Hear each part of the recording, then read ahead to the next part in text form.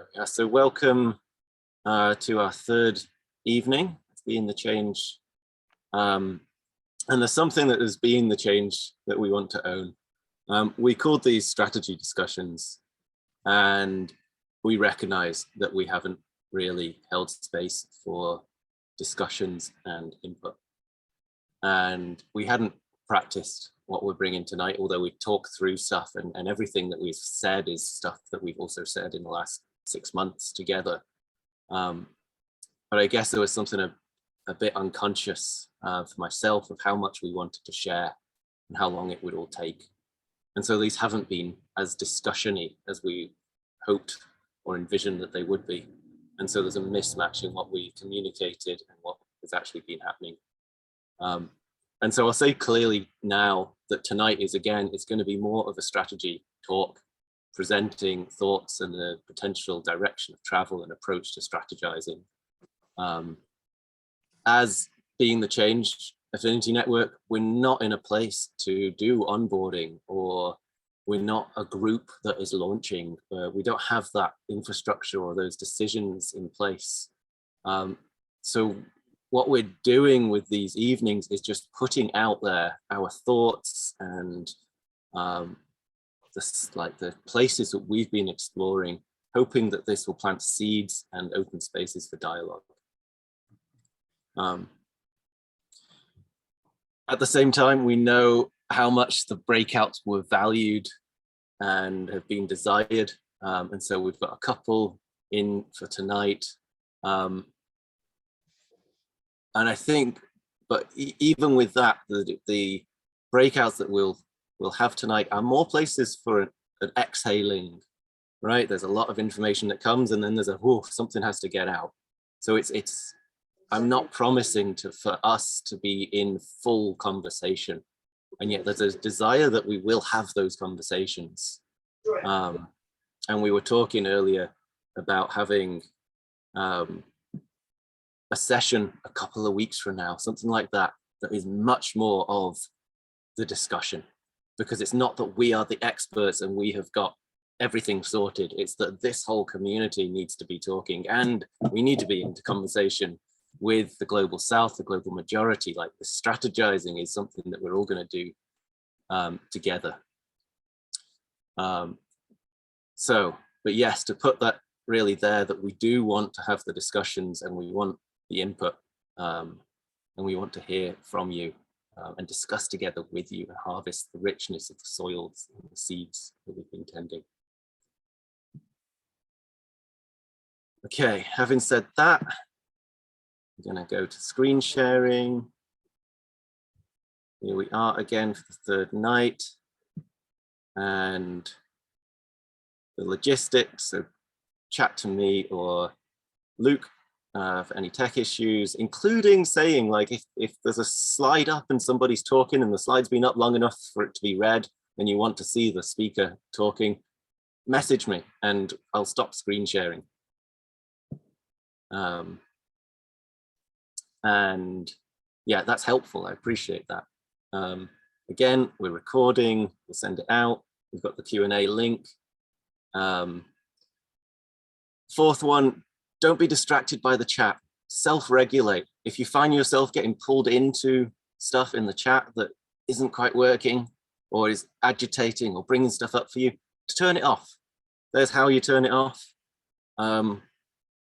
Or just, yeah, tune out so you can be with the listening, with the talking, because it can be really off-putting. But it's got to be with you. You've got to, well, I call you to self-regulate and to be with yourself around the chat. Take notes. We'll have, yeah, a couple of breaks, pauses, and breakouts. Yeah, I also just want to quickly say I do appreciate some of the stuff that does go in chat. Sometimes it is like really nice to feel connected and know how things are landing, and have that too when it's a positive thing. Absolutely, yeah, thanks. So a brief recap. We're aiming for a paradigm shift to reshape thousands of years of human patterning. The paradigm has feedback loops that reinforce and stabilize its continuation. Scarcity, separation, and powerlessness linked to the domination paradigm also known as patriarchy, or sometimes called patriarchy, from which colonization spread around the world. To understand the paradigm, understand how humans function. And so we brought in the polyvagal theory, brain hemispheres, trauma, etc. And for us to learn how to settle ourselves and settle as communities together. We named the paradigm with several names: Yurugu, Wetiko, whiteness, etc.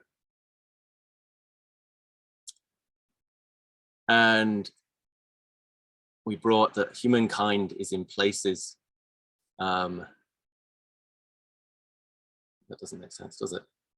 Humankind is in places and can be a keystone species to bring more aliveness in life.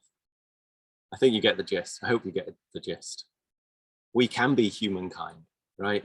We don't have to be this thing that kills everything it touches. We can be a species that brings life.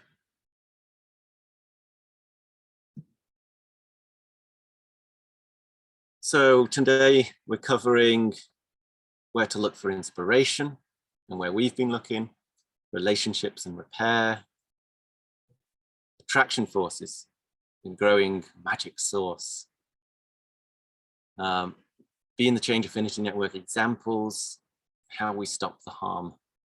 And then again, we have some discussions, questions, and space for Q&A. And with that, I'm passing over to Skeena. Is Skeena here, and is Skeena co-host yet? I'm not sure if I've done that. Don't think yet.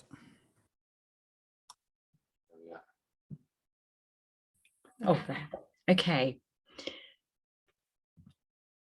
Hi, I'm here. I'm definitely here. Hello, welcome, welcome, welcome, everyone. Thank you so much for being here. Some of you I know have been here for the 3 nights running. Some of you maybe just tonight. So I want to share this moment.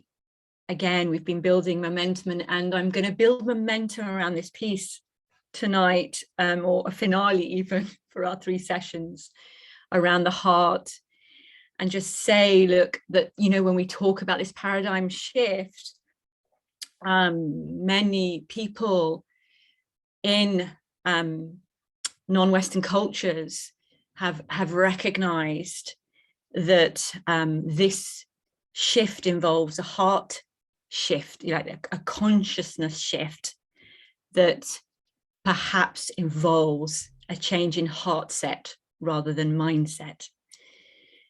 And so what does this mean for us here in the cultures that we're in here and the dominant culture that we're in here?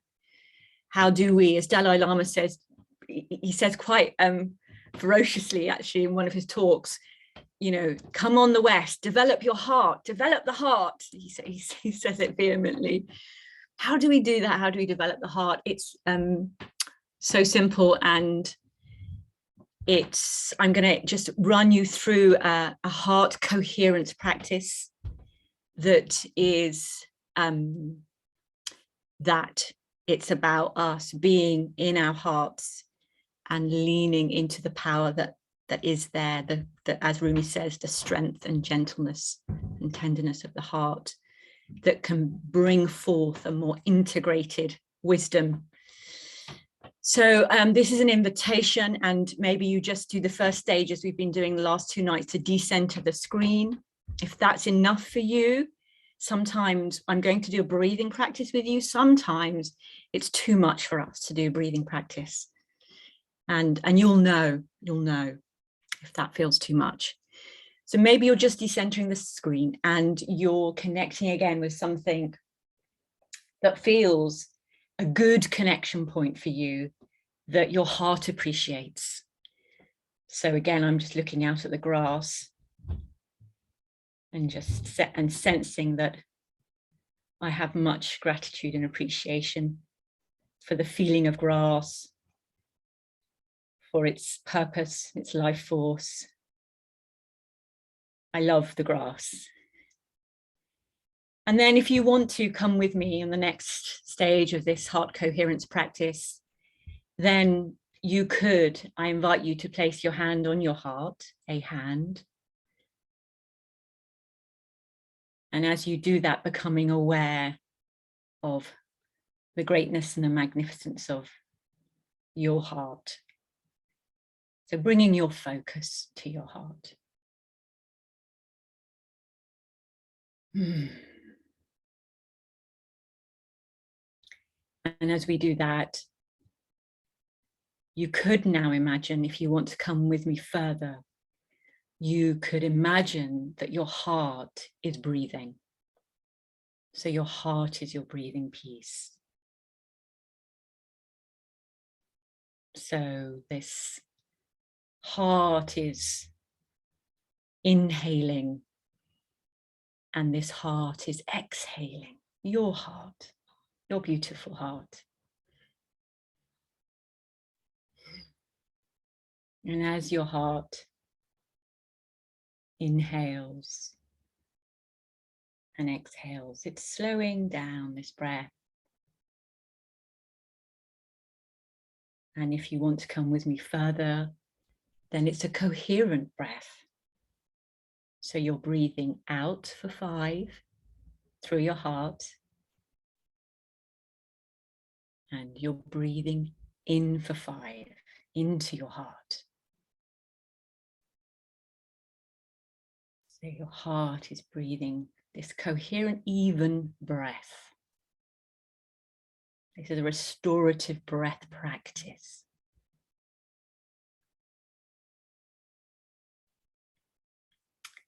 And as you do that, once again, you're remembering what you love and appreciate. So the heart's memory is being triggered. The good memories, the light memories. Let your heart remember whatever it wishes to in the breath, in the even breath. Keep the breath. If you're here with this at 5 in and 5 out.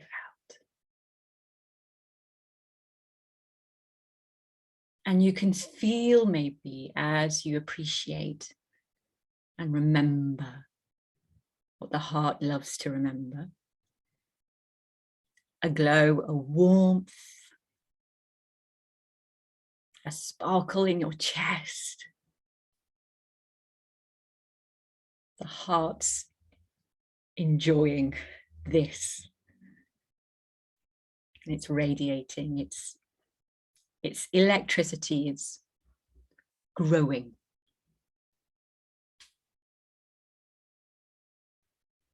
And maybe 1 or 2 more ins and outs. Inhale and exhale.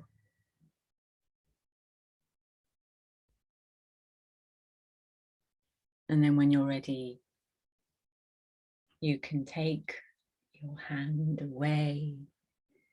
The heart's still warm. You can slowly bring yourself back to the screen. And we've just breathed ourselves back to life from the heart. And that's a practice that, when used regularly, increases your heart rate variability. And what that means is the flexibility of your heart, the flexibility of your heart. So useful for these times. That's the developing of the heart. Thank you so much. Thank you so much. Next slide. Oh gosh, how could I forget? Gail's just reminded me, thank goodness, to light our children's fire. So Gail, can you hold again though? So this is what we've been doing every evening to remember the life force and that we are here in service to the life and love of the next 7 generations of all species. So we light this candle, we light this fire that lives in us in honor of that. It's lit, it's lit. Thank you.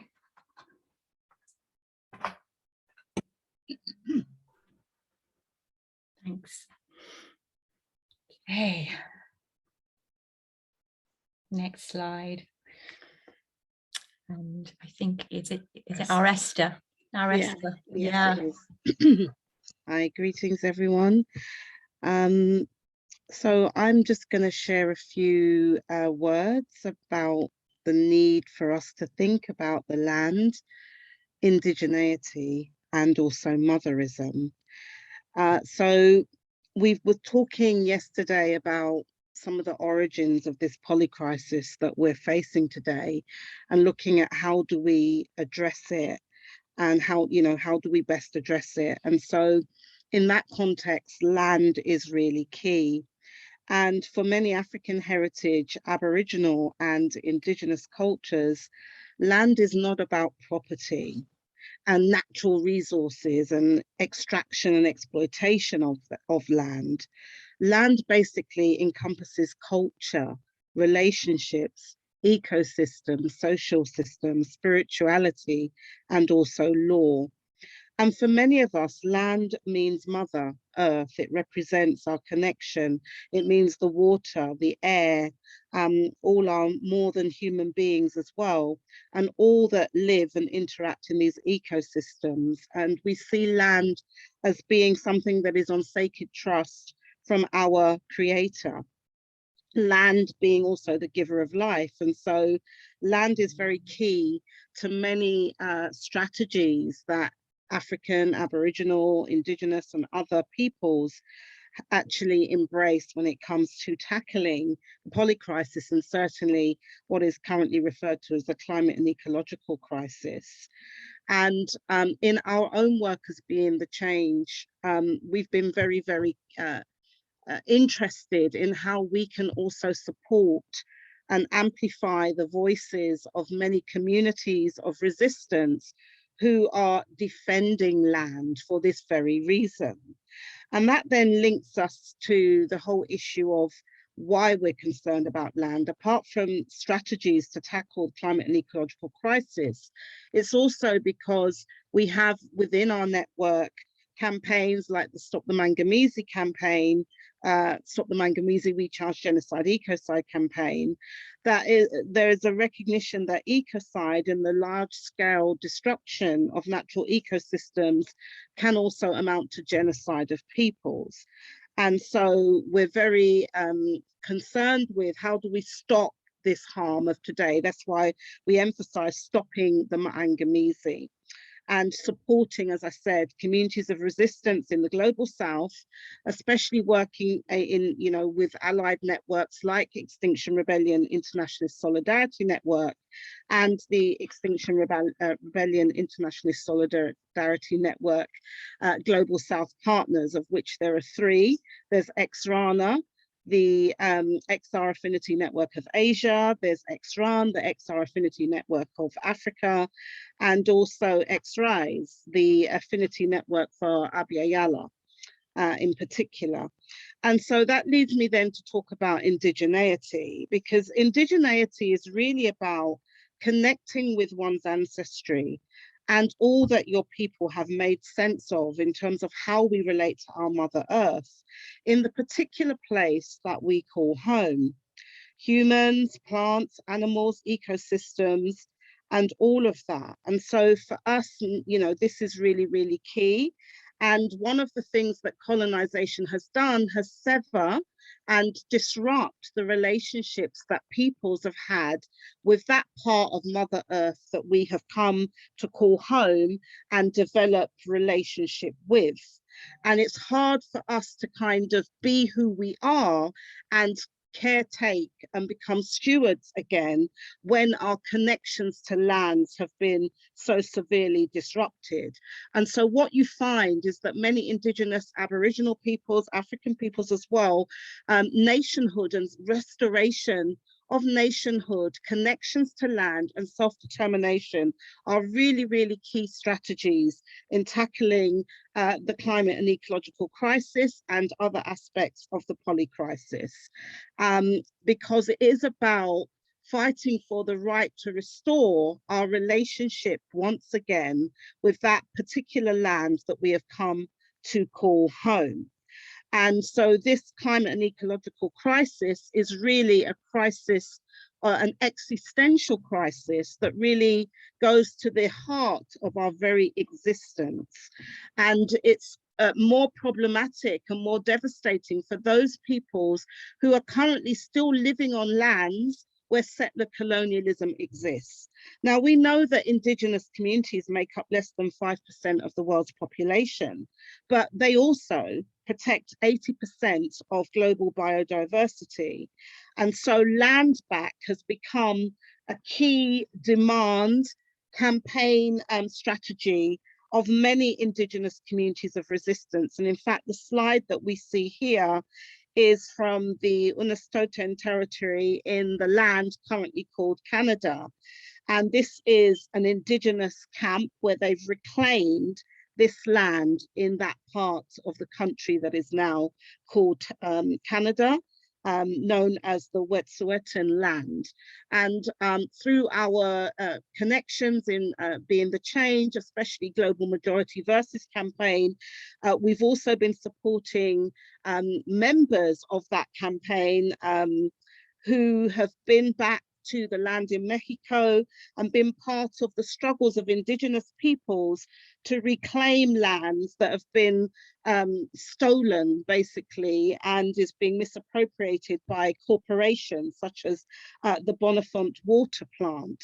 And so really what we are embracing and what we are doing is supporting those struggles, amplifying their voices of resistance as a way of being the change, because this is essential for rebuilding and reconnecting with land so that we can become stewards and caretakers again. And finally, that leads me to the whole point about motherism. Because of the way in which many of us view land as a mother, that it's really about you know, also elevating those knowledge systems that have been shaped that promote this connection again. Because how do you ill-treat your mother? How do you abuse your mother? How do you abuse, in fact, any close relation? And so it's about how do we restore the knowledges that communities have been working with and apply that in our campaigning efforts today. So I particularly embrace the term motherist, as has been promoted by an African scholar, activist called Professor Catherine Ochonolo. And for Professor Ochonolo, the motherist is the woman, man, or other person committed to the survival and maintenance of Mother Earth as a hologrammatic entity, and someone who embraces also that human struggle. So that struggle to reconnect us, restore our right relationships, and restore equilibrium. And so these are some of the key aspects that we felt are really, really important to embrace within our strategy processes, because it's part of actually not only stopping the harm, but pointing to how we can engage in transformative adaptations, but also restore and repair our right relationships with our Mother Earth and all of our relations, including more than human, those, the plants, the animals, and all aspects of both the living entities that have to coexist on land and share space, but also those that have moved into other realms. So I'll leave it here. Thank you. Oh, sorry. Just this quote I thought was really appropriate to just reground us in that recognition, and why we feel it's important to draw from and share knowledges about different approaches to how we connect to land. And this quote from Professor Wangari Maathai: "We are all Earth's children, and we should treat her as our mother. Today, we are faced with a challenge that calls for a shift in our thinking so that humanity stops threatening its life support system. We are called to assist the earth to heal her wounds and in the process heal our own. Indeed, to embrace the whole of creation in all its diversity, beauty and wonder. Thank you.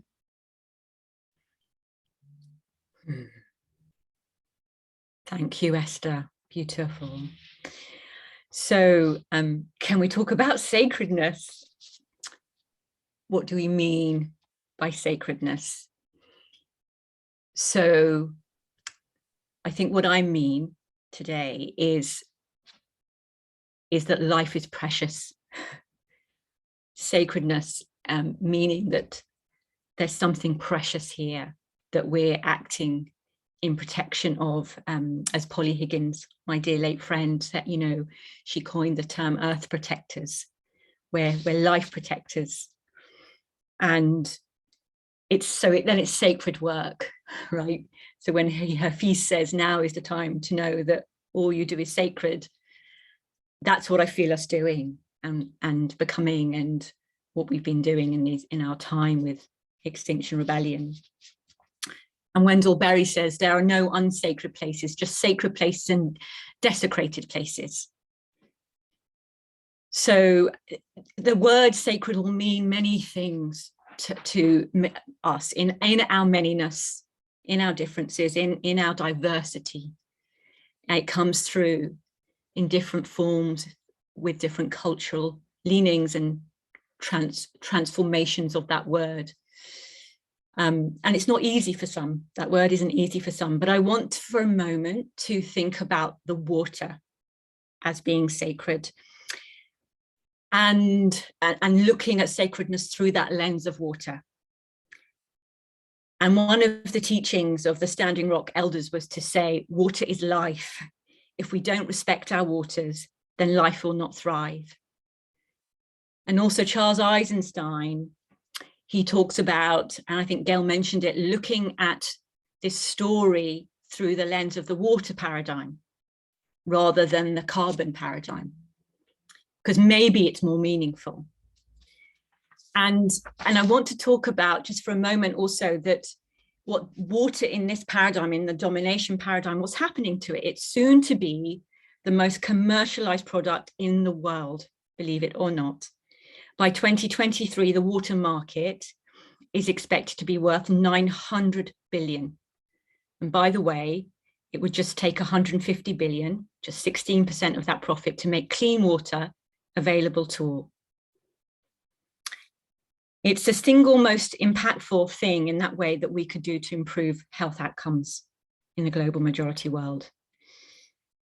And I want to remember that one of the meetings we had very early on, Roman and I attended, was a meeting with a whistleblower from the government who was sharing with us that about what has happened with the privatization of reservoirs in this country and what a huge issue that is for water security in this country. We don't own our waters, right? And what a fundamental part of adaptation, transformative adaptation that Esther was talking to, that it would be so important in order to restore life, that we would be coming back to being in relationship and being able to restore our local water cycles and having access to our own waters on our own lands. I just want to mention Julian Jones for a moment, because that's his work, restoring local water cycles, and his contact will be in the seed pod. I'm going to then just for a moment look at from Kashmir, from my land of heritage, the water cycle there, and why I'm talking about it as a lens. And if I think about what's happening to the water cycle there and how it's being disrupted, so one of the reasons Kashmir is so biodiverse and has this exceptionally great biodiversity is because it's made up of many waters, many different ways of water, lakes, wetlands, rivers, mountain streams, waterfalls, and ice scapes. And they've been totally disrupted. They've been totally disrupted. there's been damming and deforestation. What disrupts our water cycles? Damming, the deforestation, the disruption of our oceans and the temperature disruption there of our oceans. And this sacred piece, you know, water carries, if you think about a river that's become dry, the parchment, the cracked riverbed, right? It's lost its memory. It's lost its memory for life.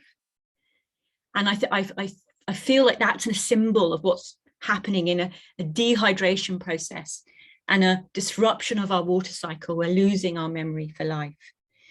And I just want to connect it with the polyvagal system as well, because the polyvagal system could also be a picture of this place where the waters in our body gets disturbed. I've been thinking about this again with Gabriel Cram, that we, in our fight and flight, there's like a steam state. And in the freeze, there's the freeze state. And we need to be in flow. And we're not, you know, the physiological body, the flows of our own water body are deeply disturbed. So we're all, there's fractals again of how this lives out in us and how this is living out in the world. And again, you know, if you want more Charles Eisenstein, it will be in the seed pod to watch his little 15 minutes about the water paradigm and what that means. And then just to finish this with saying a beautiful story from Pat McCabe about the waters and the sacredness of the waters. She tells a story that some years ago, there was a rain season that brought on a flood, and she saw the waters rising as they came down the valley, and she was scared. She was scared. Was her home going to go underwater? So she went out to the waters and said, "Sister Water," something like this. I'm not going to tell it exactly as beautifully as she will. "Sister Water, what is it that you need? I want to listen to you. What is it that you need?" And the waters said something to her like, we just want relationship. We want relationship, and we want our sacred connection back. We want to be heard. We want to be in dialogue with you. Please tell your people. Please tell your people this. Please share this with your people. So she did, and she went to, she went off. She had that moment with the waters as they were rising, and she went off to do some work away from her house. And when she returned, the waters that she was sure were going to come and flood her house had split into two streams. And she says it that she believes that was because she was able to connect, and that she had this moment, right, of message through the water as to what's needed now for our repair of our relationship with all that lives, with all that is sacred, all that is precious. Thank you. So next slide. Kofi, over to you, love. Can I just give a reminder to all speakers to just keep a line of communication open with me? Just I'll use the chat unless you tell me another way, but we are 12 minutes over, so I need to be able to give you timing help. Over to you, Kofi. Thanks. Yeah. Communities actually cannot survive without developing cultures that root them within their own natural environment. So authentic culture is a way of life of communities developed within and in accord with their natural environment, and with due respect to Mother Earth, and particularly that part they call homeland. And it takes the system of colonization, for example, to rob people of their cultures as a way of dominating them. And in fact, in National Liberation and Culture, a very popular essay written by one of our foremost Pan-African freedom fighters, Dr. Amilcar Cabral, he goes to explain why to colonized peoples, culture is essentially, a weapon of their struggle for emancipation. And that is why colonized and other oppressed peoples actually, for their very survival, have to try not only to defend their own cultures wherever they are, including those that are, for example, African people have been forcibly torn away from the continent and dispersed, in various parts of the world, clinging on to their culture, holding on to who they truly are and what they carry within themselves in terms of the natural environment that has shaped, their lives for many, many, many generations. And to do so, we have to develop forms of cultural resistance, and with that build, zones of freedom, even under systems of oppression wherever that is imposed upon them. And it is through culture that oppressed peoples actually begin, to become the change. And by necessity, being the change is the way they have to live and survive under systems of oppression. Because every day they have to battle to ensure that they try and create even oasis of freedom for their very survival.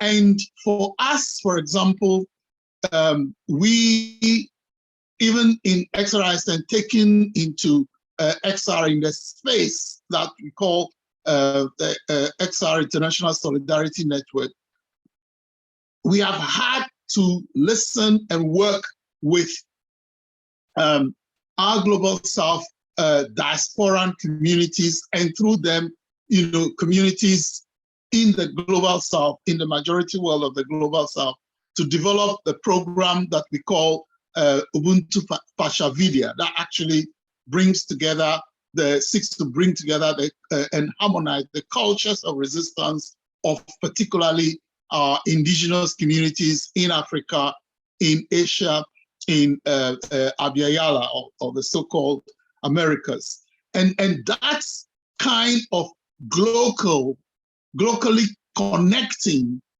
cultures of resistance and trying to amplify those cultures in the resistance that we are developing in the diaspora of the global north from the global south is an essential part of us being the change in also here, and making communities here actually recognize our humanity, but also our insistence on,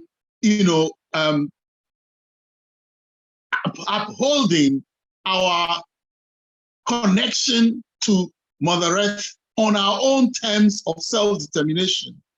And when we get into spaces where there is disrespect for our cultures, for our ways of being, for our perspectives, for what we our people for generations upon generations have tried to uphold as their way of connecting with their own special way of connecting with Mother Earth, it actually amounts to genocide. And people forget that, even in the original legal formulations of the concept of genocide into law, an essential part of it is cultural genocide.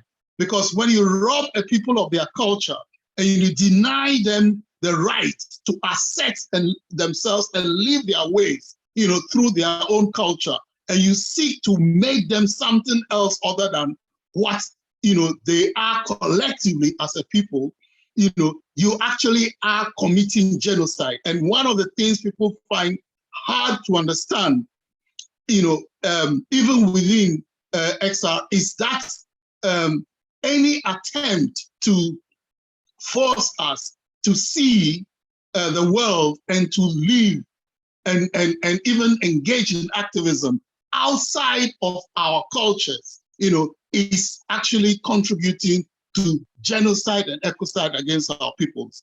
And it is important, therefore, that in building the kind of relationships where we can be the change, there is mutual respect for each and every people's cultures and their ways, of being. This is nothing new. In fact, in this country, many people have tried, even from communities racialized as white, have tried to overcome the fear of the other, particularly the demonization of other cultures, to reach out to people and try to respect them as who they are, defined by their own cultures. And the names again are legion, but I can't help mentioning, for example, June Mill, Roger Douglas, who worked with Kwame Nkrumah on promoting his own ideas about conscientism. But there's also Basil Davidson, a wonderful British historian of Africa who has written enormously about this. And I'll leave it there, that if you really, really, want to get onto this journey of being the change, culture as a weapon of resistance, but also intercultural relationship building globally, is what will root our rebellion, in global justice. Thank you. Thank you so much, Kofi. Over to you, Skinner. Thanks. Thank you. Thanks, love. To make it the big one.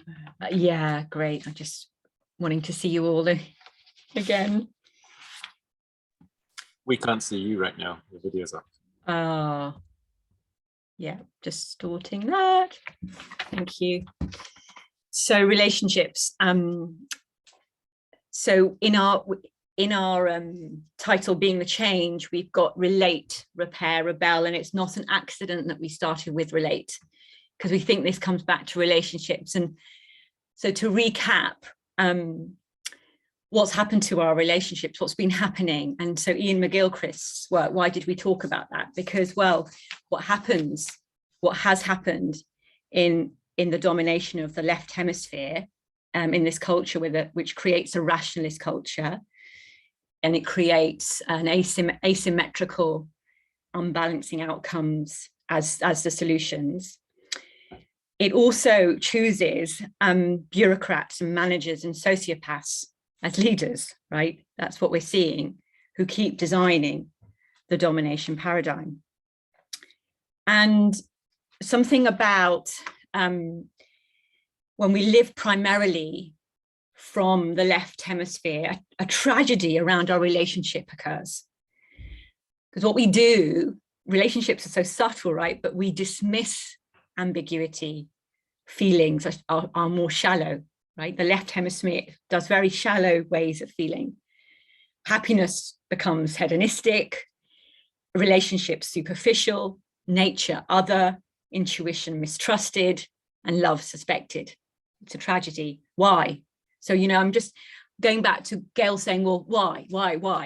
We can just keep saying why to try and understand the roots of this. And we talked about the nature of human beings in the why, going, well, for example, Dr. Robin Rudin says, well, we're stuck in our number one fear. For human beings, the number one fear is the fear of abandonment. We're stuck in this feeling alone, and we think separation's real. That's why. That's why.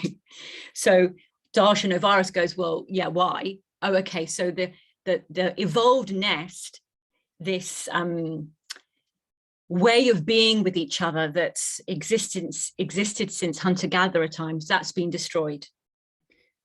So there's the why of what's happened to our relationships. But then we can go, okay, so what causes, and this is our rise, right? What causes flourishing? Relationships do, right? Deep relationships cause flourishing. And what causes that? Well, connection. And then it's a virtuous circle of life. So in that, we can think about, so next slide, love, please. So being here, I said, being the change in relating means us actively protecting the dignity, stability, integrity, vitality, and beauty between us and the whole of life. Oh, just a breath there. And then Mickey Cashton, who's been one of the mentors for the co-liberation work, she says, reconnecting and moving away from the dominant paradigm and towards a new paradigm of relationship requires us to share our needs and feelings with vulnerability, mourning, humility, and tenderness. So the coming back into relationship requires the vulnerability, the mourning, humility, and tenderness. And I want to just say something again that reminds us of where we've been with, for one of the theories we've been with, which was polyvagal theory. And the fascinating thing is that intimacy, deep connection, is a blended state of dorsal vagal, that annihilation feeling, that feeling of really being very, very vulnerable, and ventrovagal, the loved up state, right? The connection state. It's a blended state of both. So it's a vulnerable place to be, and it creates intimacy. It creates a deep connection, right? So we can think about this also with Arne Nace's deep ecology. So when he says, there is deep ecology rests in a comprehensive maturity of all relationships. What he's saying is that our work now is to come into deep relationship with the mountains, the streams, the birds, the bees. They're all our relations, right? They're all our relations. And that our survival depends on that, coming into deep relationship. So one last thing is this, the biology of love, and to say something around how amazing I feel the frame of birth is. Valerie Kaur, who's an amazing thinker in terms of what is revolution, what does revolution take? She says, what if this was the darkness of the womb rather than the darkness of the tomb? And how, if you look at, if this is a near-death experience, as Cassandra Veaton said, if we look at what we're in possibly as a rebirth, then those hormones in birth, oxytocin and vasopressin, just keep tracking ahead. In a birth that goes well, they keep tracking ahead of cortisol, yeah, the fear body. They just keep tracking ahead. And that's what we need to do. We just need to keep tracking ahead, the love ahead of the fear. And then we're ready, we're contracting and expanding for this rebirth of deep relationships. Thank you.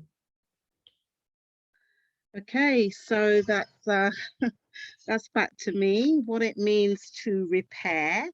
So repair being the preferred term, but what's also becoming more and more commonplace is to hear talk of reparations, but we're using the term repair because that is really the root of what that word reparations means. And we know that to repair is about restoring renewing, and also transforming harm, damage, injustice. Now, we've been talking a lot about the communities that we've been working with concretely, the importance of the co-liberation and the learning, the action learning. And I'm reminded by the works of an indigenous Yaqui scholar called Professor Rebecca Tosi, who teaches us that there's no uniform theory or approach or praxis or methodology of what repair means, but certainly from the perspective of indigenous peoples and I would say African heritage communities, repair has to embrace the indigenous epistemologies of that particular group who has been affected by colonization and dispossession and utilizes it in their own sort of strategies and tactics. Now, that being said, repair also entails the restoration and renewal of our knowledges, our indigenous knowledges of art and symbolism, of language, of music, philosophy, science and technology, and spirituality. So there needs to be a kind of renewing of even the way in which we think about what it is that we're tackling and how best we tackle it. And so that then leads me to talk very concretely about some of the work that some of us of African heritage have been doing around repair and how this links to the repair not only of other peoples who have been colonized, but also who are domestically colonized. And I was observing the chat, you know, what's going on even in terms of the United Kingdom and the various colonizations that have gone on with nations within the United Kingdom, as well as those around the world. But for us, repair is essentially about a word that we are promoting and doing research on as well to look at how other people are using it. And that term is rematriation. Now, rematriation is a term that is often deployed by indigenous peoples of Abya Yala, the so-called Americas, to characterize the actions needed to heal the structural and epistemic violence suffered by these peoples of experienced colonization and who have been disconnected from the land and also the epistemologies of repair and transformation of their forebears. It envisions the restoration of a living culture to its rightful place on Mother Earth. So not a culture of dispossession and separation and despoilation, but a culture of healing those wounds of separation as well. And so rematriation is really how we connect back, how we get back on the land, how we restore those rightful relationships. So this is not theoretical. This is actually how we are framing our intergenerational strategy and tactics around effecting and securing holistic repair. And this is not just about African people and indigenous peoples and Aboriginal people. The notions that we are working with is that we recognize that it's not just us who've been harmed, other peoples have also been harmed, and also the way in which we relate to Mother Earth and the animals and the plants have also been harmed. And so the damage that has been done and the repair that needs to be happening has to be repair of people and planet. And so we uniquely promote a notion, a holistic notion of repair that embraces all of that. And it's referred to as planet repairs. And this basically refers to when safeguarding the rights of past, present, and future generations, there is a need to proceed from a standpoint of pluriversality that highlights the nexus of reparatory, environmental, and cognitive justice in articulating the need to repair holistically our relationship with and inseparability from Mother Earth, the environment, and the pluriverse, giving due recognition to indigenous knowledges in contrast with Western-centric Enlightenment ideals that separated humanity from nature and thereby justified exploitation for capital accumulation. Where have we taken this? We've been working with political parties, cross-party, but but in particular with the Green Party of England and Wales, who have embraced this notion of repair. It resulted in motions that have been passed in London councils and by Bristol City Council that actually are initiating this conversation and dialogue at the local level to engage in change making from the ground up, because we're tired of waiting to central government to do something about this question of repair. And this way it's about linking communities in struggle, in resistance. So it's not about putting communities against each other and having an oppression Olympics about who has suffered more, but it's about how are we all interconnected in this web of life, and how do we all have a stake in actually stopping the disrepair, okay, and being part of the repair, and then actually living our vision for a transformed world order. This has resulted in the Stop the Manganese campaigns, proposal for the establishment of a UK all-party parliamentary commission of inquiry for truth of imparatory justice being embraced. There's been a recent setting up of an all-party parliamentary group for African reparations, which promotes this particular approach to planet repair and is in dialogue with other peoples who have also experienced colonization. And we are all similarly somehow interconnecting our struggles. So not only do we recognize our struggle, which is known as the International Social Movement for African Reparations, there's also a recognition of the wider internationalist, what's called People's Reparations International Movement. And where are we heading to? For us concretely, it is about a repaired, not only Africa, but it's a repaired world, because we know that you cannot be a repaired people by yourself. We don't live on the moon. We're living on planet Earth, Mother Earth. And we also have a responsibility to ensure that our struggle for repair catalyzes the repair struggles of all other peoples, including those peoples of Europe who have been dispossessed. And that way we link many of those movements, global justice, social ecological justice movements that are trying to be the change. And that's where we build the critical mass. Our vision for this repaired, post-repair world order is known as Ubuntu Dunia. And that is basically taking that sort of, maxim around, multiple worlds. The fact that we are co-creating multiple worlds of coexistence. And so Ubuntu Dunia is based on Ubuntu, the Bantu speaking notion of humanity in interconnectedness.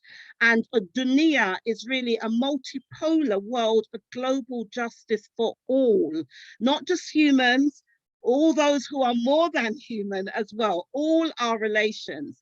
And this is the wording, these are the strategies, this is the language, this is what we're using and embracing in our organizing efforts as African heritage campaigns, linking with internationalist campaigns, working with other movements of different colonized peoples as well, and linking us back on the continent of Africa.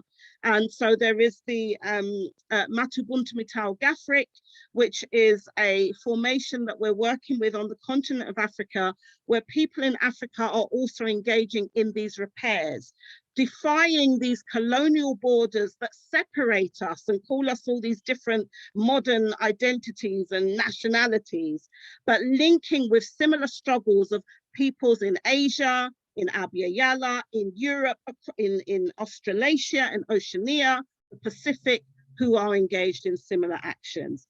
So that is our vision. And that is what we are working to.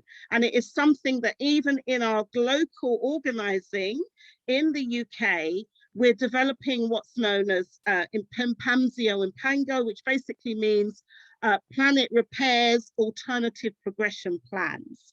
And this is what we are embracing in our local, I should say, organizing, using this notion of what are we trying to restore? We're trying to restore our matriculturality, our reconnections to Mother Earth, healing these divides and separations between us as members of the human family, but also how that has impacted on the way that we relate to our other family members and relations. So I think I'll leave it there. I'll move on. Next slide for who is following me. Thank you. Okay, folks, we've made it to a break. Breathe, move, take care of your water, make some notes, stretch, get up from the computer. We'll be back in, let's say 4 minutes, 6 minutes past.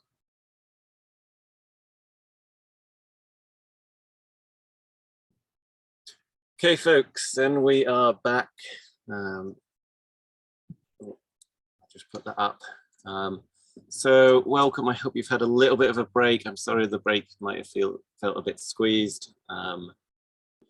Just to, I can see that several people are not yet back.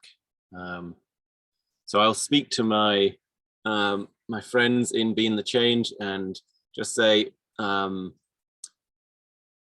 we need to trim time. We're going, each of us is going just slightly over, which means that the overall session is going to be either expanded or we're going to have to cut things towards the end. So just to my co-facilitators and speakers, please try and keep things lean. In this next section, we'll be introducing some concepts, but those concepts have already been spoken to a little bit, some new words, etc. So as you speak, just be aware that they are already spoken to, and keep it as short as you can with just an example or something like that. I believe, is it Covenant who is up with glocal, what it means to organize globally? Aha, Can you hear me now? Go for it, Covenant. All right then, yeah, thank you. Yeah, this is just about an introduction to, again, what's been talked about as a way of working that's very much, again, not new. It's part of this intergenerational understanding that for those of us in the diaspora in particular who are forcibly growing up without access to our lands, understandings of, where our people are, the realities of the situation on the ground, what we've been, in our own communities, what we've been seeing as a significant part of our repair work, our reparations and our self-repairs, is to reconnect ourselves in our global Africanness. And in doing so, return ourselves to the power of our people's struggle for land and national liberation. So what does this mean practically here? Well, we've had to look at ways in which we can start to amplify and support, visibility to what are ongoing struggles back home. And at the same time, some of the things that have been missing, particularly from the specific type of activism that's been promoted outside, not been, heard in XR, is how do we make this popular? Revolutions, changes are only going to happen on masses. They're only going to mobilize through our communities. It's only going to be ordinary peoples that are capable of delivering the changes that, a tiny minority won't really achieve. So we have been part of one of the collectives that has been formed, is called the One Love Collective. And we host a global, you can see this on that Global Brixton Jam, a reparations jam, which is a music edutainment event, repairing both the institutions of music, which have been also colonized and damaged and made to be part of our genocide and ecocide through, corrupting it and making it subject to, peddling money for music and pointless time, to rescuing the best of our traditions of not only indigenous music, but also back to that time when our music was producing the movements that we all know and hark back to. We think about the likes of Miriam Makeba, Nina Simone, James Baldwin. What was it at this time when people's music and everything that we were producing in our culture was in service to our communities? It was in service to our movement. It was in service to our liberation. So One Love Collective has been occupying some space down in Brixton in order to challenge the lack of space and autonomous space for us to prepare ourselves. And in doing that, building relationships with the support of our elders and long-term communities of resistance who are literally right now struggling to defend their indigeneity. the situation in parts of Accra, Ghana, is that you're growing up still being fed the same nonsense we get fed reaches home. So you can be growing up still being led to believe that your indigeneity, your culture is absolutely trash. You need to learn how to speak English. English is still being taught in all of the schools around, you know. You won't, if you want to be popular, if you want your music to connect with people, then you have to sound like a drill rapper from London.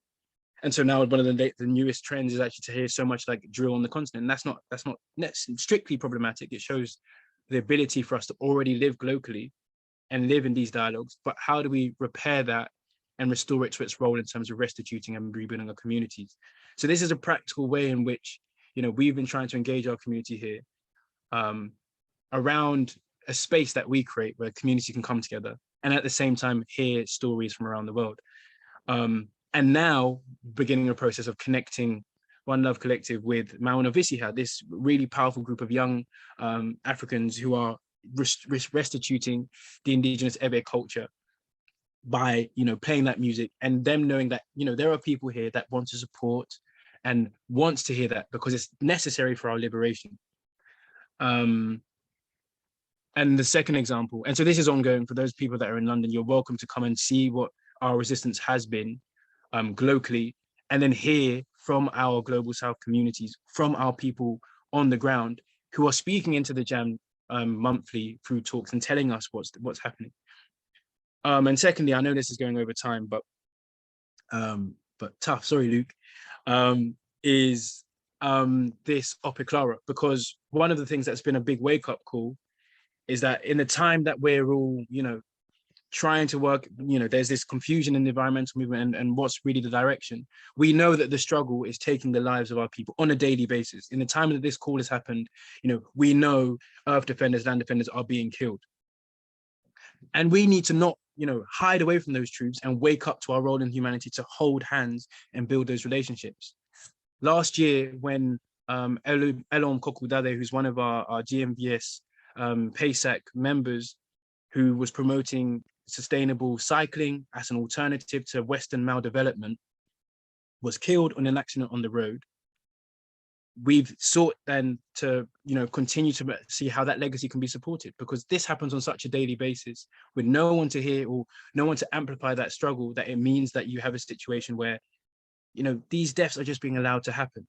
And it's just how dissuasive is it to people who are fighting for their lives and their struggles in their lands, when, you know, there's nothing there to catch you and to say, look, we know this struggle needs to continue. So Ope Clara is being promoted this year with members and people who are in the BCAN team to have a glocal annex here in the UK, where there will be a ride out for Elom, as well as getting diaspora media team to work on developing a documentary and a media thing to follow and learn about the history of what's been happening on the ground. So these things are going to go in tandem, and there's going to be a glocal ride out here to support the campaign and the Elom Justice Quest to seek a vision of a world when there is cycle lanes for all roads in Africa, and we can wean ourselves off of these maldevelopment lies. And so these are practical ways that we can start co-building and co-liberating, which means that it's not charity, it's what we do here is good for us, it's good for other people, and it's good for the liberation struggle to be strengthened and fortified. And yeah, following in terms of session 4 and practical things, these are things that we're actually inviting people into because they're open spaces. And there's much more besides, but you can start to see there is loads of ways that we are concretely building Matabuntu Man. We're concretely building this new vision. And, you know, this is the direction that has been a long-term narrative. This is what the reparation struggle has been for centuries. Yet it's only now that we're hearing it as an XR in an XR space. So this is, you know, one of the reasons why, you know, there's so much to kind of get through, and these theories boil down into this. And to those that follow that, Global Brixton Jam is where you'll find more information. And there's a video that will be shared at the end of this meeting about one of the first comings together of a glocal celebration. Sorry for running over time. Okay, so that's me. Pluriversality, why it matters to understand this. I did use that term when I spoke a short while ago. So pluriversality is basically a concept emerging from decolonial theory and praxis that provides a counter narrative to contemporary sort of Western-centric, Eurocentric assumptions of the universal. So in our XRISM perspective, we define pluriversality as a worldview that recognizes our planetary home of Mother Earth as a multipolar global village, world of many worlds, where each people have in the treasure house of their own indigenous knowledge systems, their own universal cosmovision for best articulating their own particularity in organic link with the generality of all life forms and everything else in nature, all of which interconnect and interact to creatively harmonize into a pluriversal world outlook of our full humanity in its beautiful Ubuntu richness of equitable unity in diversity as a whole, and in fact, we would say as a one love whole. And in fact, Kofi, when he spoke, when he mentioned Ubuntu Pachavidya as a practical application of pluriversality, Ubuntu Pachavidya, which is again something which XRISN has been promoting with our Global South Partner Networks, is really a global justice conceptual framework of intercultural communion for the principled internationalist solidarity defense of human peoples and Mother Earth rights by the globally unifying might of all communities of resistance. So the term Ubuntu, Pacha, Vidya has been coined in the global majority decolonizational light of cognitive justice from a combination of the indigenous African concept of Ubuntu, which is about recognizing and seeing one's humanity in the shared humanity of all peoples of the world, as well as the indigenous Abyayalan concept of Pachamama, meaning Mother Earth, and then the indigenous Asian concept of Vidya, meaning true knowledge. And so altogether, this really sort of adds up to sharing our common humanity in the all for one and one for all, one love embrace, true knowledge and invincible defense of our Mother Earth. And this is really a series of festivals and activities which promote communities of resistance, joyful rebellion, transformative rebellion, to be the change and to create the world that we're seeking to bring about. Thank you. Moving on to the next slide. Thank you, Esther. I'll be short because of time. So one way of describing co-liberation, and this is what we've been a discovery of for the last 2 years, and it's been many years, right, that this has been thought about in many communities across the globe, is a moving from me, which is what this paradigm does, to we, to one. So we've described it as the knowing, being and becoming that my safety, my freedom and my flourishing depend on yours and yours on mine, and at once on all life, with all life, I should say with all life. So it's giving another way of the Ubuntu Dunia and this expression around how we act as one for one, and in that embrace of one love and one heartedness. And back to Audre Lorde, I feel, therefore I am. And I am because we are, and we are because life is. And in that, there's a praxis, and co-liberation is both a theory and a practice around how we co-liberate. What is co-liberating? You know, what are these forces where we can stand with each other in deep solidarity, right? Knowing that your cause is my cause.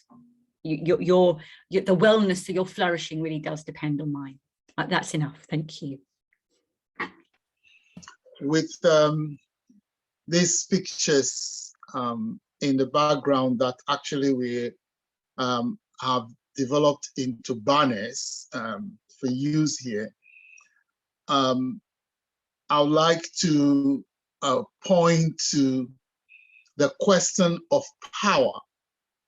And for us in the Stop the Mangamizi campaign in the Majority World International Solidarity Coordinating, Council of Communities of Resistance, which is a diaspora network we are building here for our communities of resistance from Africa, Asia, and Abiyala that are here. We talk about how we cannot just be engaging in protests for the extractivist establishment hooked on fossil fuels, to deliver change to us, and how we can globally work with communities of resistance in the global south, connected to those in the global north, so that we can build the power to be the change, and in that compel other powers to recognize the need for transformation. And this is really what occupies us. And so we work with communities of resistance, particularly in the global south, through, for example, these two women, Akofa and Elikplin, who have been designated, for example, ambassadors of their own indigenous Bertol nation in West Africa, with the emerging traditional leadership of our indigenous communities, like Osie Ajatepo, the 7th of Abatime. So to be able to give visibility here in the global north to the immense power of our communities of resistance in the global south, that very often gets ignored or marginalized in the work that many people do for environmental justice. And in fact, there is a real danger of tokenizing, these powerful forces in resistance in the majority world, where you have at functions they're invited to say prayers, do a little bit of a song and a dance, and then the gaze is on literally people who may not realize that that's what they're doing, but they are putting themselves forward as the wise saviors of the world. For us in the Stop the Mangamizi campaign in the MISCO, and also in XRISN, what we have insisted upon is a recognition of where the power that can effectively counteract the power of the extractivist establishment is. And for us, that power really is within communities of resistance in the global south. That is the majority of humanity. And that connected with the power of communities of resistance in the global north could be, the force for being the change transformation of our world. And imagine if instead of throwing ourselves at, governments to start with, trying to compel them, to make the change, right? We concentrated most of that energy, right, on building relationships with other popular forces of power across the world, so that, with a very strongly interconnected force for global change, we can demonstrate to each other that we ourselves are the change, and that, that power, when it rises globally through glocal, its glocal interconnectedness, can prove beyond doubt to ourselves and to everybody else that change has to happen, and we are making that change. And that is why in being the change, we pay a lot of attention to how we can bring into visibility, particularly here in the global north, the immense power of resistance that expresses itself even in forms of resistance that we can't even imagine. Just recently, we had Marina Trix, one of our young activists, returned from Mexico with immense stories of, her experiences within communities of resistance, facing death at every step along the way, but persisting in that resistance. And if only we devoted, a significant part of our time and resources to building relationships through these, kind of ambassadors that indigenous communities are now appointing and supporting to take their messages to other communities across the world. If we build that kind of power, we will be amazed at the kind of transformation, that unified people's power will bring about through our own efforts. And that is why it is important in everything that we do, we recognize where the true power really is and make every effort to globally interconnect that power so that we can convince ourselves, about our own ability and capacity to be the change. Thank you, Kofi. Thank you. Gail, 18 minutes behind schedule. I Go hear ahead. you.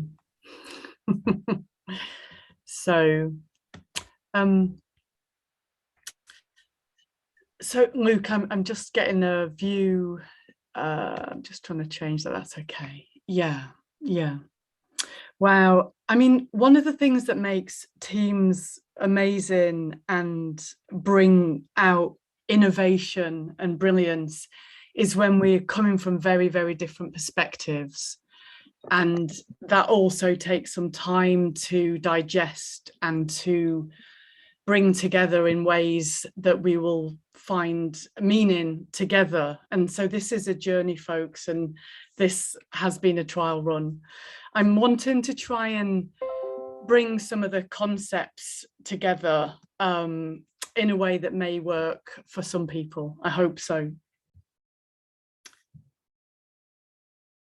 So maybe I'm just going to pause for a minute, just a moment of silence. There's been a lot said.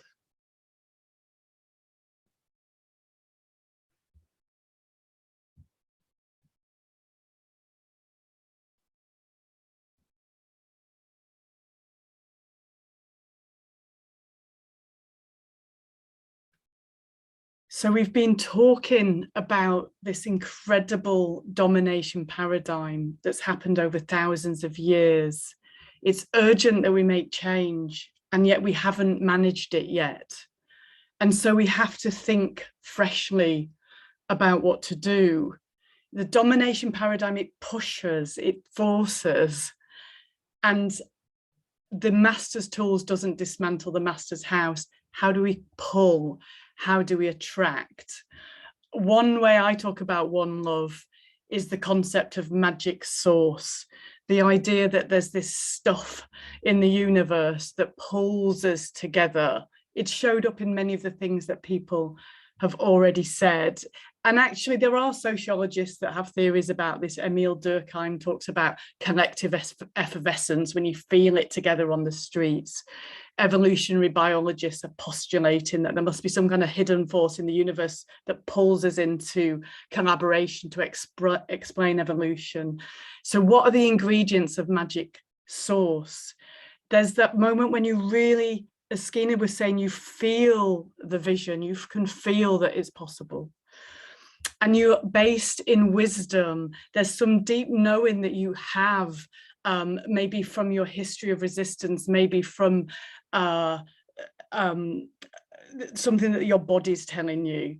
And there's agency, there's something that you know that you can actually do. You can do something. It's not something that you want to see happen, there's agency. And there's a sense of togetherness. You're not alone on this, you're doing it with other people. So those are the ingredients in Magic Source that create this pull, they pull us together. They're about needs being met, which is justice. It's about love in action. And other ingredients you might like to add in there is humor, service, beauty, humility. So this, what we're needing to do, what we're really trying to say, folks, is that we want to build this magic source up together. We want to build an attraction force that pulls us into connection together. And it's going to be, we'll know when we're doing it because it feels fun and it's regenerative. It feels a bit magic. We've had moments like that in Extinction Rebellion, by the way. We put a pink boat in the middle of Oxford Circus, and the boat in an action in itself was visionary. It was saying, nobody's coming to save us, we're going to save ourselves, and we're going to have fun and dance while we're doing it. Waterloo Bridge said that we want to be in communities together. We want to be with nature while we do this. We want to learn together. And so we felt something of an attraction energy, and people came, people just couldn't help themselves but join us. In other words, from Rumi, there is a community of spirit. Join it and feel the delight of walking in the noisy street and being the noise. Next slide, please. So I talked earlier on about source fields. There's something that we set up that we can do together. That's an invitation. And how could we together be in an invitation of our global family to come together, to repair and to resist at the same time? It's something about making this a really big invitation. And the vision that we're pulling together is one of repair, that we're here as a species to bring beauty and to repair together. And this speaks to what we were saying about power as well, that we're moving from this agitation, raising the alarm, to inspiring and uplifting with the vision, to orchestrating, to working together as a global family. And this is about power with, so we can go back to the network theory. How can we work and organize together? It's about learning together. You know, one of the main things I always hear Kofi talking about is how we get to learn by doing. I know I'm a bit of a theorizer. And this naturally covers what Stellan Vint-Hagen said about social movement theory. It's got different parts to it so that we see and feel the pluriversal together. You know, it's that enactment of the vision together, that we make these glocal connections, that we have dialogue together. It's about communities of belonging. That's where this will come from. And so part of our invitation is to think about which communities you belong to and how you can enhance that sense of togetherness. Next. So I showed this model of a paradigm and the cultures and how it can be so negative with the reinforcing feedback loops of global finance, grabbing and extracting, and democracy being fake and all the rest of it.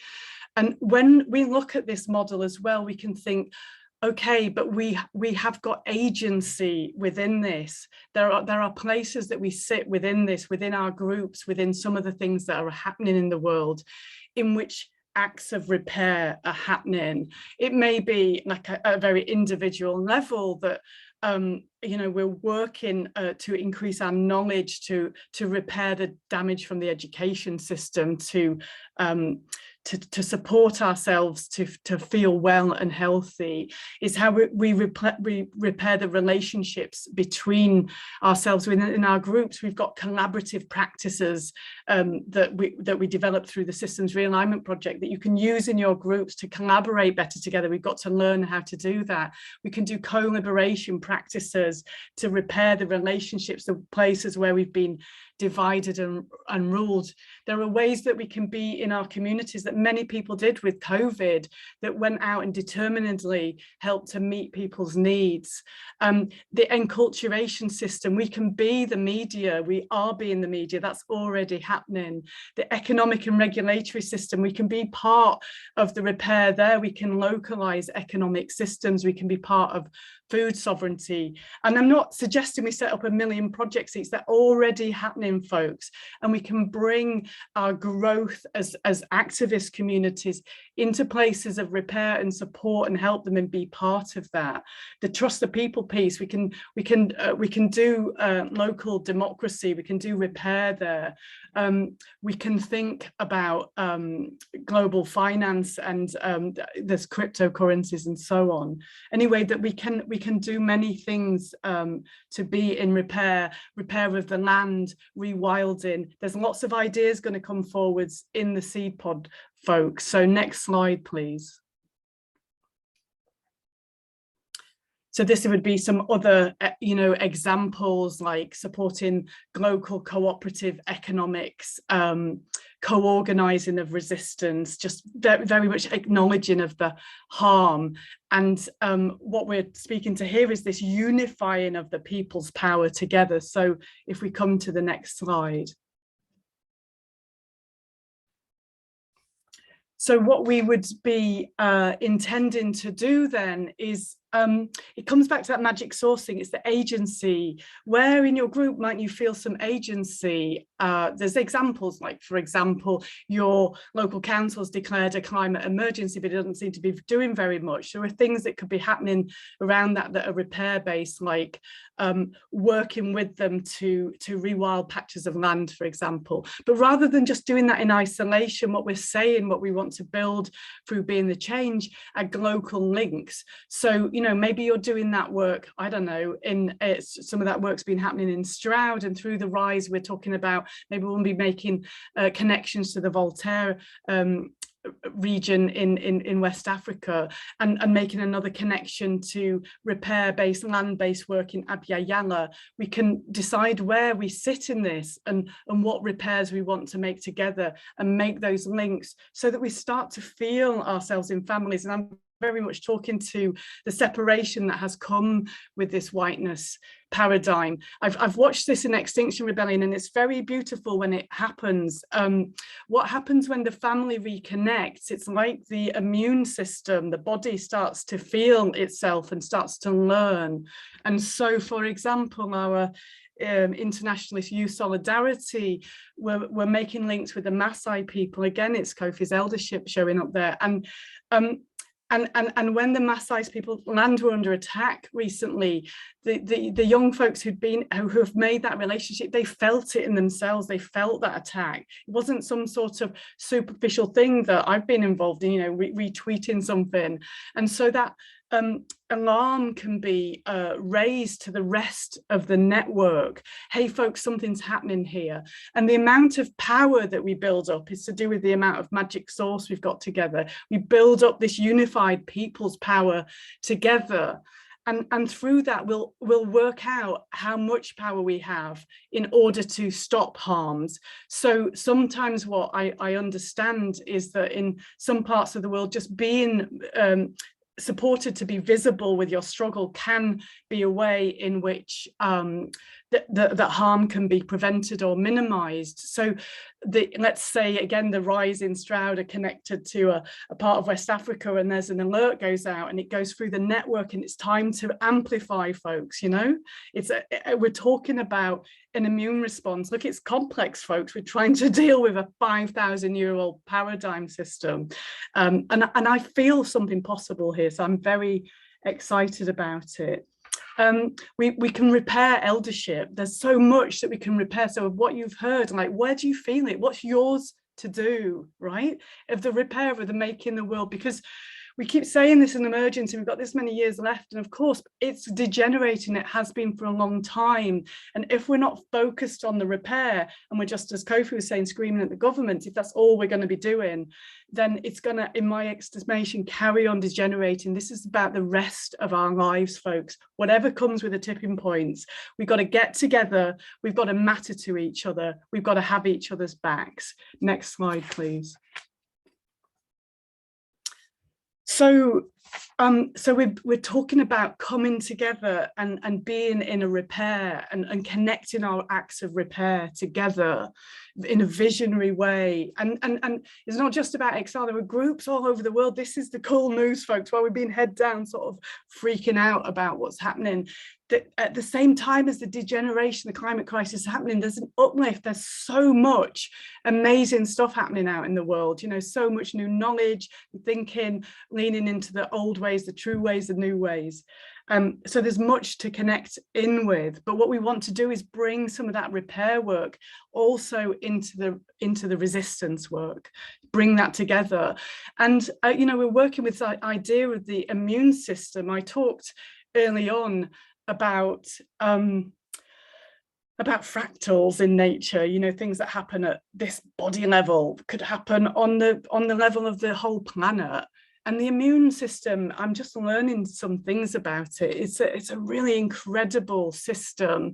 Our bodies don't get rid of foreign invaders. That's the colonial version of immunity. It's nonsense. Our body's made up of lots of different types of organisms. In fact, at a cellular level, we have mitochondria that are integrated bacteria. Like, we're an amazing, you know, model of cooperation already. And what the immune system does is it notices when there's damage and it acts to prevent the damage, and it acts to repair the damage. It stops the harm and it repairs the harm. Now, what would that look like globally if, as we build the connections between ourselves and we say, enough, you know, the Maasai are not going to lose their land, or, you know, the Adani coal mine that's going to have 10 times the carbon footprint in the UK, that's not happening on our watch, or that coal mines in Adavisi, or some lithium mines in West Africa, or the, you know, taking of the lands of indigenous people in Abya. Because of our fantastic ISN, you know, XR ISN works, we have connections now across the world. We have things to build upon. So how might we work together? Let me just sort of give you an example. I'm not saying it would definitely be like that, right? There's an immune flare-up. There's a thing that says something's going off here, folks, because there's relationship, right? And there's relationships that get built. And then different bits of the immune system can operate.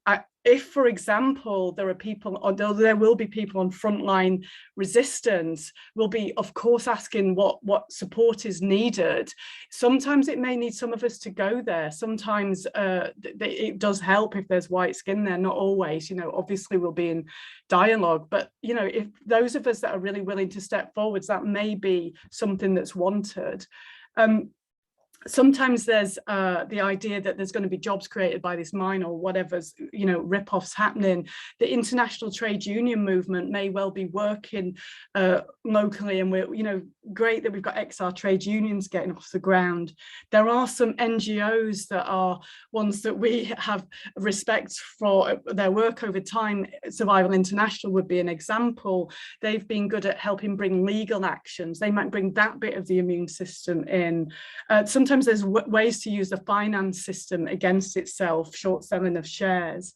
There might be that there will be communities that we've already created, you know, the Christian community in one country linked to another, and so on, forming different bits of support that's needed. Like, how do we help each other through those times? There are employees that are in some of the institutions that are part of the act of damage, but they're not necessarily wanting to be part of that. We can work with employee networks. XR catalyzers have done that kind of work as well. There can be digital targeting of the potential insurance companies. In the Adani coal mine example, the Money Rebellion have been working with market forces, and we've gone after 44 different insurance companies, giving them hassle on like hell online, and they don't want to insure it, right? Some institutions are weak. So we'll learn together through dialogue, through these connections, through this globalization, about who we are. We start to believe in ourselves, because this is not about us helping some community somewhere. This is about, especially this type European heritage, remembering our family, seeing that the other places have not got this paradigm quite so soaked in, and learning from that. It's not a transactional exchange, it's an exchange of humanness. So so that's that's what I want us to understand, folks. I know there's been a lot of 3 days of hard work and a lot to bring together. I will just mention in brief that there's something called Web 3.0 emerging right now as part of, in some ways, interesting things are happening there. You can do what's called open space technology. You can connect to people that you have something in common with. You can have massive global gatherings that the technology exists. There are good forms of cryptocurrencies that feel like they're emerging, that there's some way in which technologies can really hold feedback and learning. It's the immune system's all about learning, folks. It's all about that.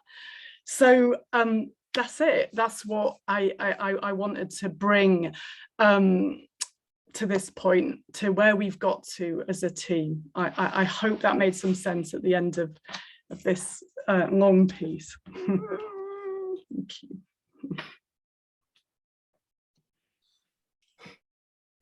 Okay, thank you, Gail. Thank you all that have spoken. So we're going to go into breakouts as a chance to digest and talk through some of this.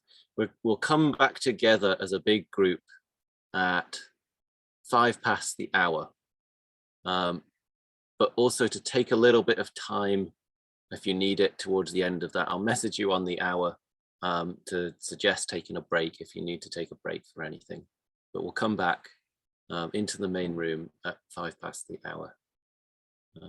See you soon.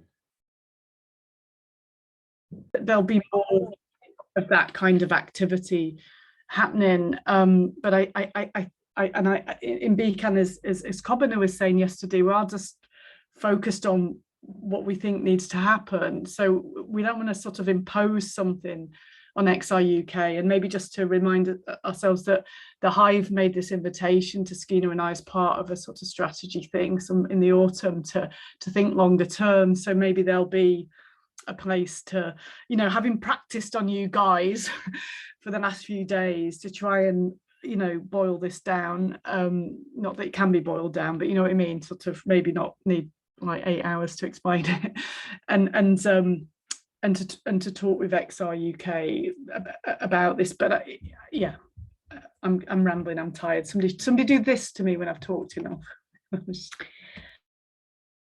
I'm just wondering about our BCAN team, and if there are others that have seen these questions and would like to respond, my love. So Esther, Cobiner, Kofi, and Robin, are you seeing these questions, and is there something there you'd like to respond to? I'll jump in. Luke, maybe you could take the screen sharing off. Yep, stop screen sharing. And we can see each other a little bit. There's some questions coming through the chat about what is BCAN? Is BCAN an XR offshoot? Is it the strategy for XR, or what is it? And I don't know the answer to that. That's unresolved. Well, I can attempt an answer to that. Thanks, Kofi. Go ahead, Kofi. BCAN is the XR being the Change Affinity Network. Exactly. A space we are trying to create to draw those from within XR, but a lot more people who for various reasons cannot connect into XR, but would like to engage in work relevant to transformation that will involve all communities working together to tackle effectively, to the benefit of all, not against anybody, the worldwide climate and ecological crisis. That is what BCAN is about. So it includes those of us who have come from various other backgrounds to do some work within Extinction Rebellion, and I've been trying to push in this direction. I've had, all kinds of checkered experiences, but also, people who, for example, within our global South diasporan communities, for one reason or the other,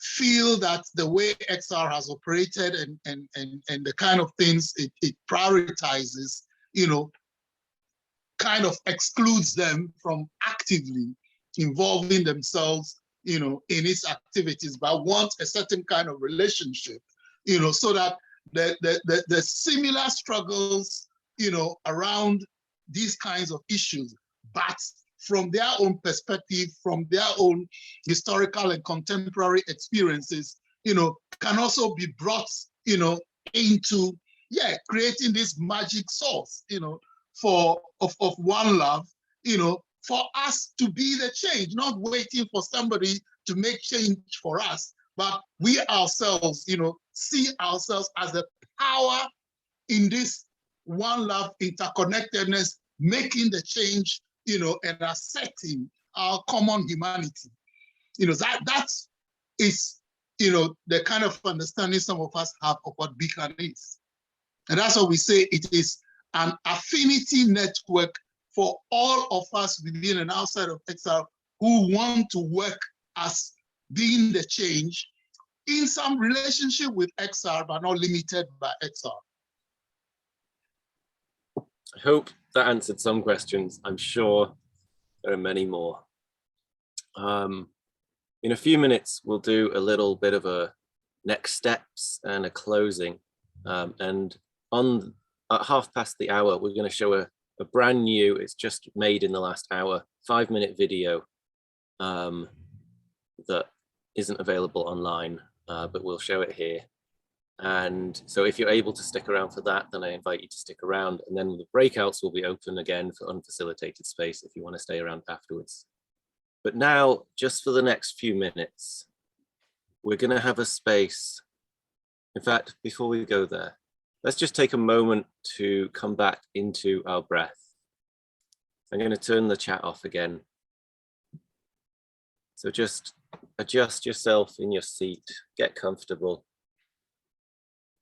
and then just take a few breaths and feel and notice your breath. 50 people have left out of 200.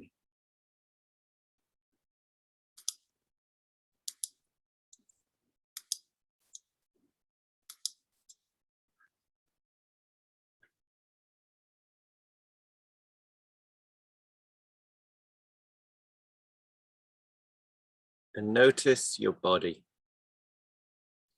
See what there's any sensations that are there.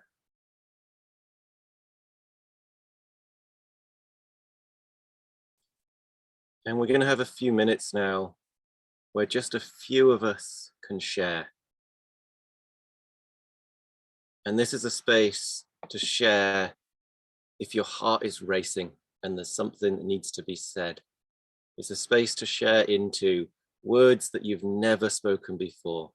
If you're about to say something, you realize you've said this little soapbox before, this isn't the space for that. This is a space for new words and for new things. And we're just going to have 30 seconds for just a few voices to be heard. So if it's you, if your heart is racing, I invite you to unmute and speak into the space. And please forgive me for muting you at 30 seconds if you do go over. It's just so everyone can have a voice. Globally planned, regionally organized, locally executed planetary actions, a global general strike, hashtag sit down strike. That's it.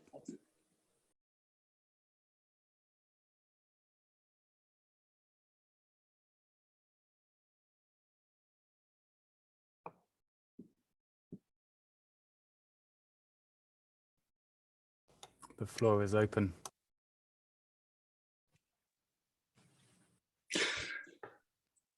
My white middle class guilt has turned into the love of humanity and a chance to do something about it.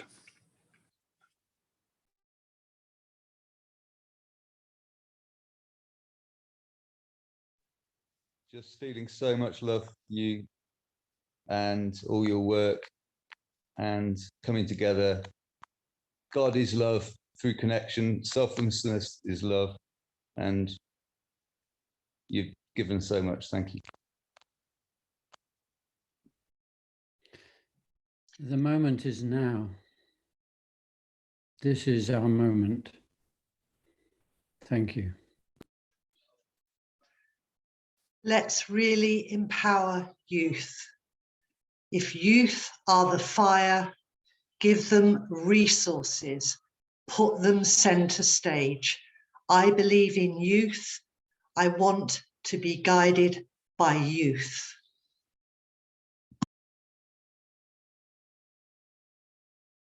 It's so beautiful. It's so beautiful.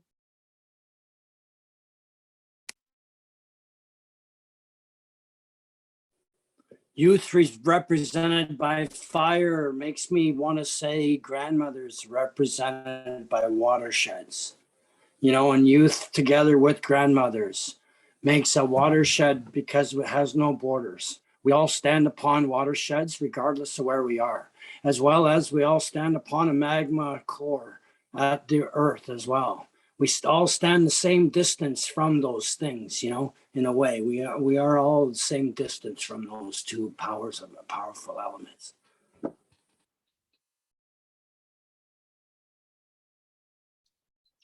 One tiny little blue dot in space that we all live on. Can I just advocate for more female voices, please? Okay, then. It's not just about political action, it's about being, and it's about digesting, processing, and taking that change into every little thing we do.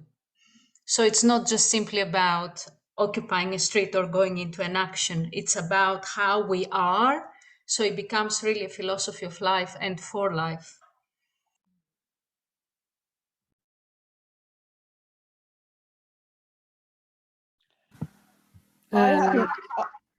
After you, Belle. I was just going to say, I'm sitting here with a view down the little valley in Cymru, and there's a whole network of beings out there waiting for us to listen. And it's just there, the birds are singing, and can we hear them? And Earth is waiting for us to listen to what. So our thinking about what the strategy is needs to be informed by what Earth wants us to be, because she made us and we're for her. So that's what Mountain's saying right now. I wish I'd understood more than I have of this, but I'm very pleased that I'm here.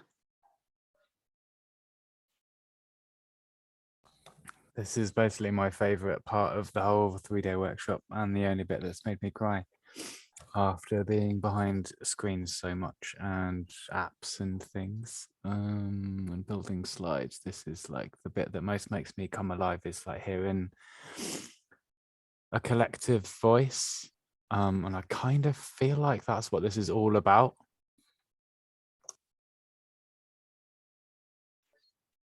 I'd like to just speak up for imagination. I think imagination is crushed in this society, and through our education systems and everything. And we're going to need a lot more imagination to actually come up with a very strong, powerful, beautiful vision that's right for what we need. So, anyone who has the time to give themselves space to just imagine, let their mind run free, help children to do that. I think it's so important.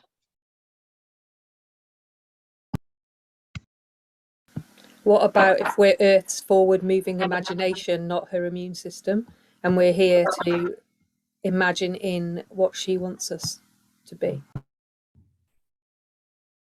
Let's just have 2 more. I'd like to say I'd prefer to spend my energy on convincing people who are open to learning than trying to waste my energy banging my head against a wall where no one's listening. We have to be the example that we want to see happen. We have to actually communicate by our actions, our thoughts, our speech, our overall communication. We have to represent what will come by the watershed of people. Looking forward to the growth and spread of these ideas.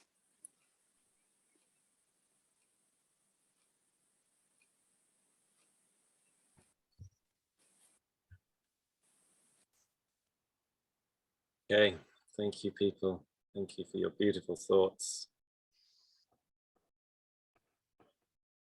So these are just a few ideas now, some warm-up dance moves of things that you could take away to do in the next weeks. To take the feelings and the ideas back to your group and your community and have discussions. Engage with the seed pod, see what's there, read up, watch things, share things with others that you've gained from. And then come back to us. We're going to have a 4th session. We'll send the info soon. It will hopefully be in 2 or 3 weeks' time. We've decided today that we needed a 4th session. We want to listen to you. We want to have these conversations. We didn't fit in what we wanted to in this. And so we want more. And we'll let you know about that when it's happening.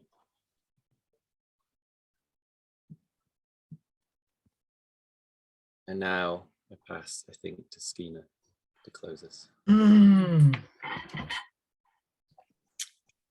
I'm deeply moved by all the sharing. And in honor of this work that we have been cultivating and are co-creating and co-sensing, I wrote this a few days ago as a love song to the Great Mother. It's a deep prayer.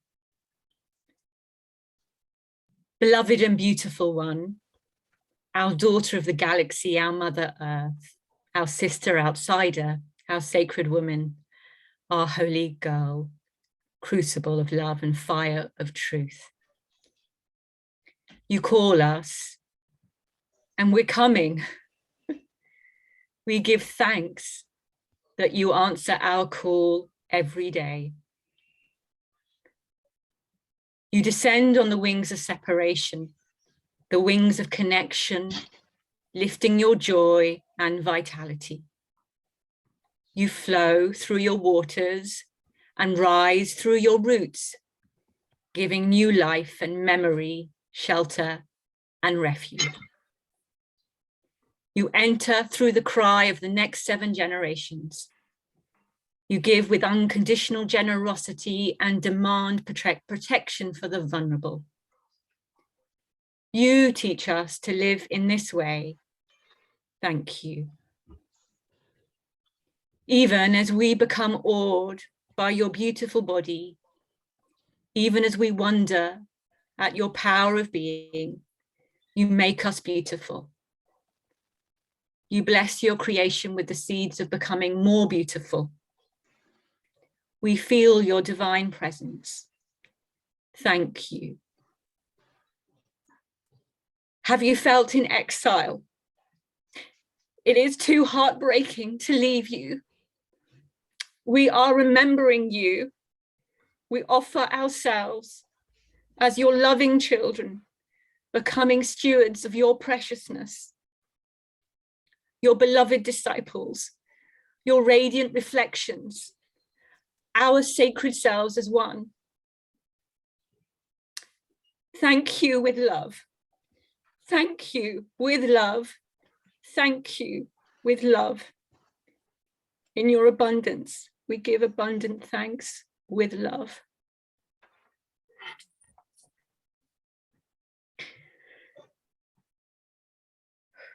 thank you everybody for coming to these days with us and all the time you've given. I've got the children's fire here,